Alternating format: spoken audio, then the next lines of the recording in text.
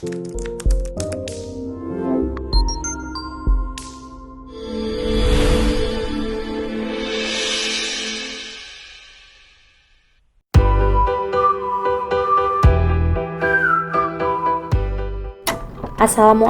warahmatullahi wabarakatuh.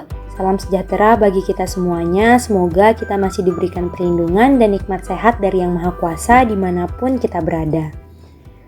Yang terhormat Ibu Dr. Dian Gusta Anggraini Nursal MKM selaku dosen pengampu pada mata kuliah kali ini, yaitu mata kuliah biomedik. Pertama-tama izinkanlah kami dari kelompok 4 untuk memperkenalkan anggota dari kelompok kami terlebih dahulu.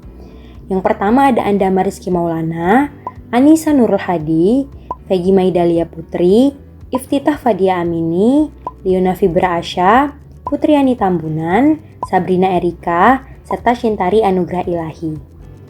Pada kesempatan kali ini, kelompok kami akan membahas materi tentang struktur organ pencernaan dan proses pencernaan yang terjadi pada manusia. Sebelum kita membahas lebih lanjut tentang topik ini, ada baiknya kita mengetahui dulu apa-apa saja organ-organ yang berperan dalam proses pencernaan pada manusia. Organ-organ tersebut diantaranya ada mulut, faring, esofagus, lambung, usus halus, usus besar, rektum, serta yang terakhir ada anus. Baiklah, sekarang kita akan membahas organ pencernaan yang pertama, yaitu adalah mulut. Mulut merupakan rongga permulaan saluran yang berhubungan dengan bibir, pipi, palatum, dan juga lidah. Di mana mulut yang kita miliki ini itu terdiri dari dua bagian, yaitu bagian luar dan juga bagian dalam.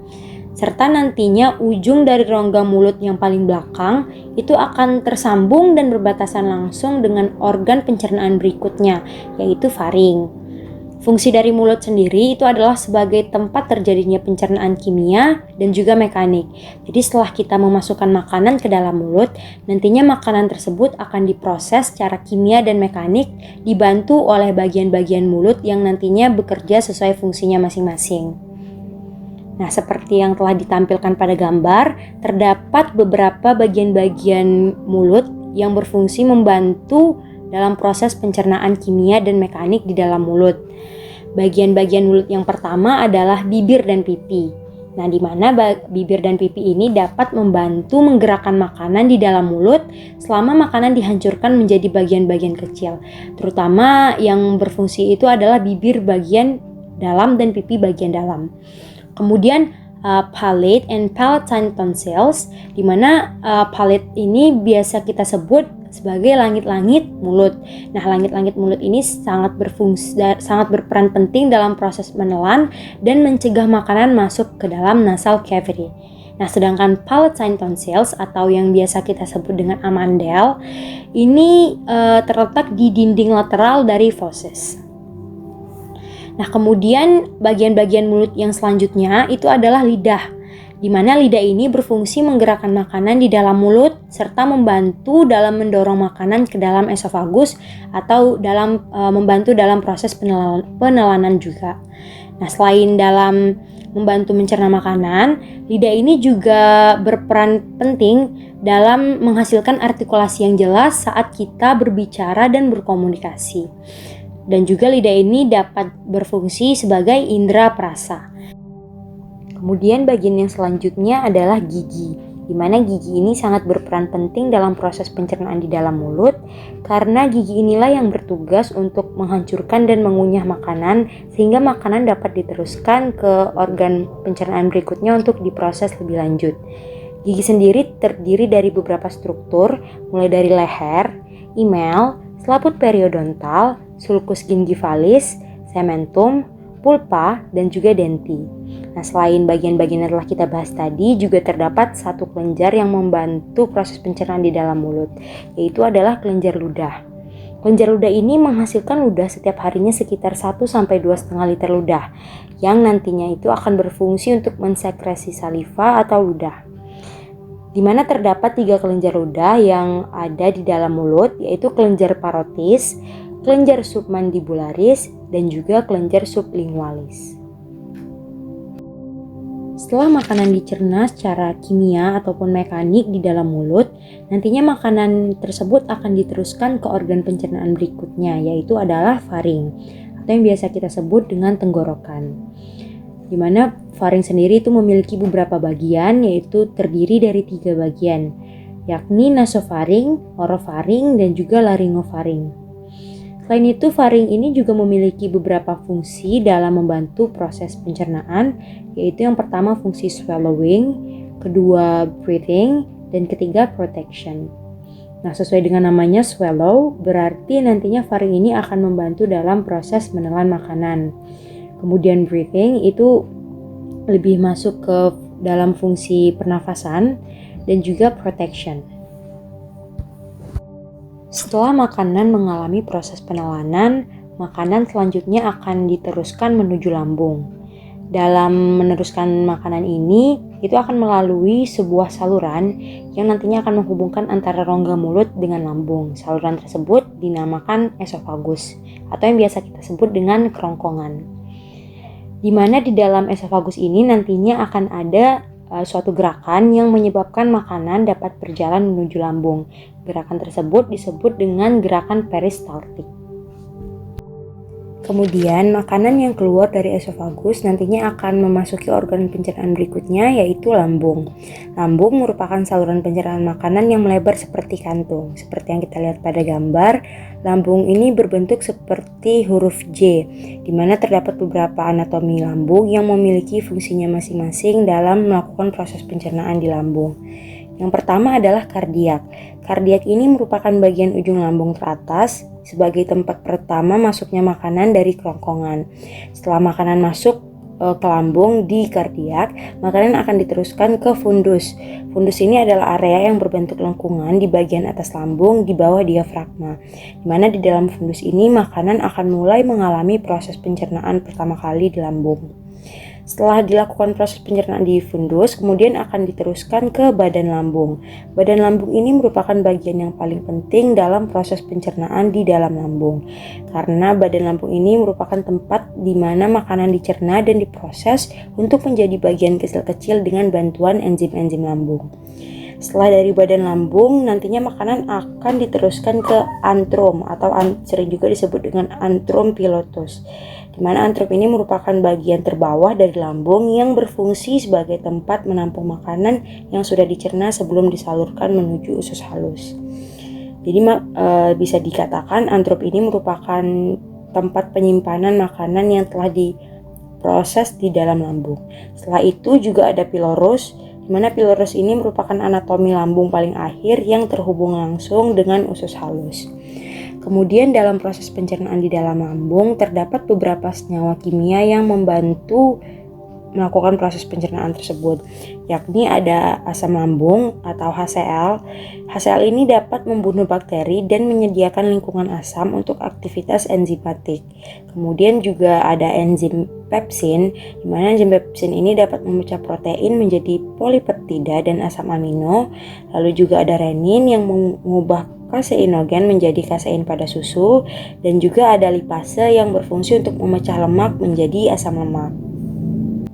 Setelah makanan diproses dan dicerna di lambung, makanan akan diteruskan menuju organ pencernaan berikutnya, yaitu adalah usus halus, atau juga bisa disebut dengan usus kecil, di mana organ ini merupakan tempat penyerapan sari makanan dan tempat terjadinya proses pencernaan yang paling panjang. Organ ini terletak di antara lambung dan juga usus besar. Untuk fungsi utamanya sendiri, usus halus ini berfungsi untuk melakukan penyerapan makanan, melakukan penyerapan sari-sari makanan, baik itu berupa air, garam, mineral, ataupun vitamin-vitamin lainnya yang nantinya akan berguna untuk tubuh. Selain itu terdapat pula fungsi lanjutan dari usus halus, antara lain yang pertama adalah sekresi cairan usus, kemudian menerima empedu dan getah pankreas, kemudian membantu dalam proses pencernaan dengan cara mengubah protein menjadi asam amino, mengubah karbohidrat menjadi glukosa, maltosa, dan galaktosa, serta mengubah lemak menjadi asam lemak dan gliserol. Kemudian untuk struktur usus halus sendiri itu memiliki panjang sekitar 5,5 sampai 8 meter. Selain itu, usus halus ini juga terdiri dari beberapa bagian-bagian usus, yaitu mulai dari usus 12 jari atau duodenum yang memiliki panjang sekitar 25 cm. Kemudian ada usus kosong atau jejunum yang memiliki panjang sekitar 7 meter. Dan juga ada usus penyerapan atau ileum yang memiliki panjang sekitar 1 meter. Dalam melakukan proses pencernaan di dalam usus halus, organ ini menghasilkan beberapa enzim guna untuk melancarkan proses pencernaan yang akan dilakukan. Terdapat 9 enzim yang dihasilkan oleh usus halus. Yang pertama ada enterokinase, di mana enzim ini berfungsi untuk mengaktifkan tripsinogen yang dihasilkan pankreas menjadi tripsin. Lalu ada erepsin atau dipeptidase yang berfungsi mengubah dipeptida atau peptin menjadi asam amino. Lalu ada maltase yang berfungsi untuk mengubah maltosa menjadi galaktosa, laktase yang berfungsi mengubah laktosa menjadi glukosa dan galaktosa. Lalu ada sukrosa yang berfungsi mengubah sukrosa menjadi glukosa dan fruktosa. Lalu juga ada tripsin yang berfungsi untuk mengubah pepton menjadi asam amino. Ya, kemudian yang ketujuh ada disakarase yang berfungsi mengubah disakarida menjadi monosakarida. Lalu juga ada nukleosidase yang berfungsi memecah nukleosida menjadi basa nitrogen serta gula deoksiribosa. Lalu yang enzim yang terakhir adalah peptidase yang berfungsi untuk mengubah polipeptida menjadi asam amino.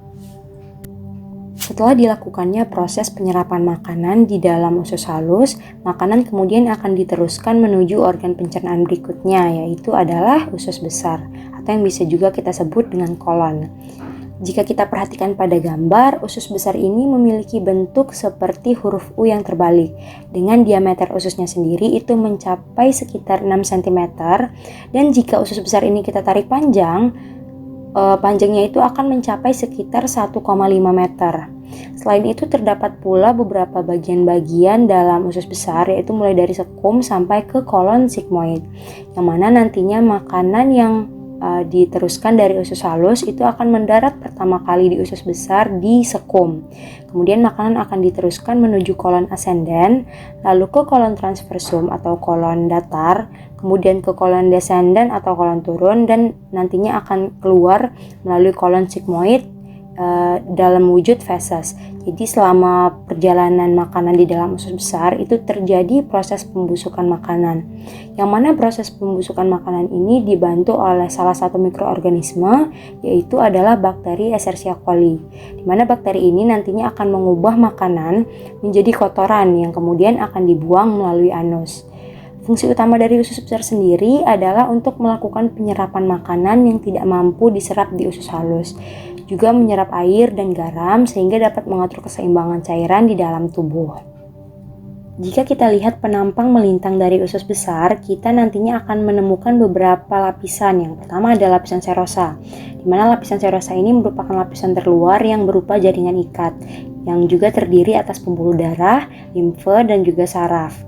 Lapisan serosa ini memiliki rongga-rongga kecil sebagai tempat keluarnya cairan serosa untuk pelumas gerakan otot. Kemudian ada juga lapisan otot yang berupa otot polos yang bekerja tanpa kita sadari, di mana di dalam lapisan otot ini terdapat dua jenis serabut otot, yaitu ada longitudinal atau memanjang dan juga ada serabut otot sirkular atau melingkar. Nah, kombinasi dan kontraksi antara kedua jenis otot ini nantinya akan menghasilkan gerakan peristaltik usus. Gerakan inilah nantinya yang akan berguna untuk memecah makanan serta membawa makanan ke organ selanjutnya. Kemudian juga ada lapisan submukosa yang berupa jaringan ikat longgar yang berisi pembuluh darah, limfe, saraf, dan kelenjar lendir. Nah, lapisan submukosa ini sangat berperan penting dalam mengedarkan makanan yang diserap oleh tubuh. Kemudian ada lapisan terakhir, yaitu adalah lapisan mukosa, di mana lapisan mukosa ini tersusun oleh sel epitel sederhana dan jaringan ikat tipis yang memiliki sel globat yang dapat menghasilkan lendir. Nah, lendir inilah yang merupakan hasil sekresi dari seluruh kelenjar yang ada di usus besar. Kemudian fungsi lanjutan dari usus besar sendiri yang pertama adalah untuk menjaga keseimbangan cairan dan elektrolit yang dapat dilakukan melalui penyerapan air dalam saluran pencernaan. Kemudian juga dapat melindungi saluran pencernaan dari infeksi bakteri dengan lendirnya, lalu sebagai tempat penyimpanan limbah dan pengeluaran kotoran. Kemudian juga dapat menyerap cairan dan garam dari makanan yang telah melalui usus besar, kemudian juga sebagai tempat diproduksinya vitamin K yang berfungsi sebagai salah satu komponen pembekuan darah, serta menyeimbangkan pH makanan dengan cara menghasilkan larutan alkali, dan terdapat bakteri yang memproduksi lemak sehingga keasaman makanan dapat dinetralisir. Organ pencernaan yang berikutnya adalah rektum yang merupakan bagian terakhir dari usus besar. Rektum sendiri memiliki panjang sekitar 12-13 cm yang nantinya akan mengarah langsung ke lubang anus.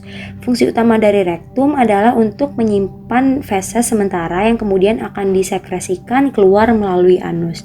Jadi bisa kita katakan rektum ini merupakan sebagai tempat antri kotoran untuk dikeluarkan melalui anus. Selanjutnya kita akan membahas organ pencernaan yang terakhir, yaitu adalah anus. Anus adalah bagian terakhir dari saluran pencernaan yang memiliki panjang sekitar 4-5 cm. Anus manusia terletak di bagian tengah bokong, lebih tepatnya bagian posterior dari peritoneum.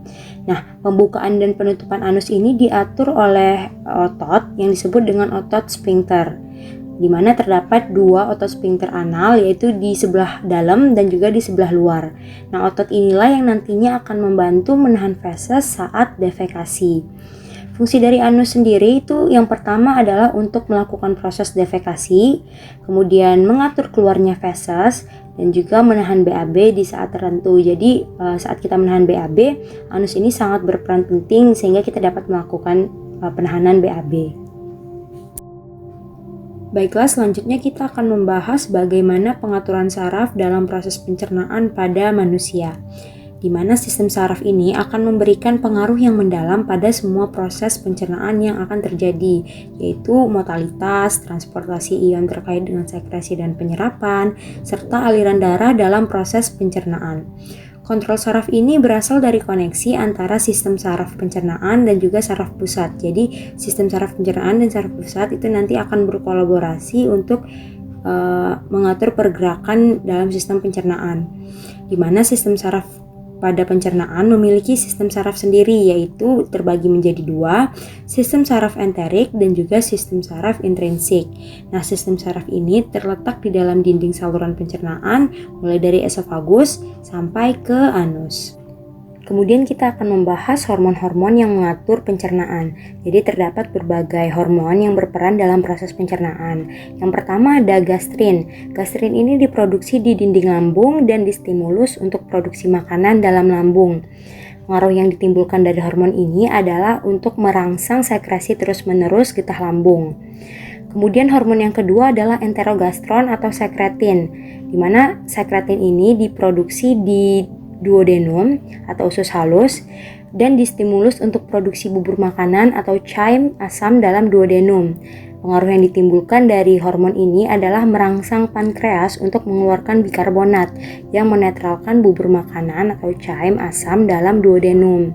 Kemudian hormon yang ketiga adalah kolesitokinin atau CCK, di mana CCK ini diproduksi di dinding duodenum dan distimulus untuk produksi asam amino atau asam lemak dalam chyme. Pengaruhnya itu untuk merangsang pankreas mengeluarkan enzim pankreas ke dalam usus halus serta merangsang kantung empedu untuk berkontraksi yang mengeluarkan empedu ke dalam usus halus. Selanjutnya hormon yang terakhir adalah enterogastron lain, di mana enterogastron lain ini diproduksi di dinding duodenum dan distimulus untuk produksi chyme dalam duodenum. Pengaruh yang ditimbulkan dari hormon ini adalah untuk menghambat peristalsis atau memperlambat masuknya makanan dalam usus halus.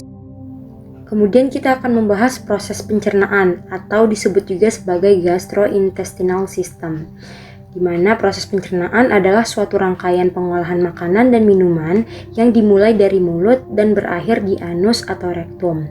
Dalam sistem pencernaan ini terdapat satu proses yang disebut dengan proses pencernaan atau digesti. Proses pencernaan adalah proses pemecahan zat-zat makanan sehingga dapat diabsorpsi oleh saluran pencernaan, di mana proses digesti ini meliputi 5 tahap, yaitu yang pertama ada pengambilan makanan atau prehensi, lalu ada memamah atau mastikasi, kemudian ada penelanan atau deglutisi, lalu ada pencernaan atau digesti, dan juga pengeluaran sisa-sisa pencernaan atau egesti. Berdasarkan proses pencernaannya, proses digesti ini nantinya juga akan dibedakan menjadi 3, yaitu secara mekanis, enzimatis, dan juga mikrobiotis. Baiklah, sekian pembahasan yang dapat diberikan mengenai materi terkait struktur organ pencernaan dan proses pencernaan manusia dalam kesempatan kali ini.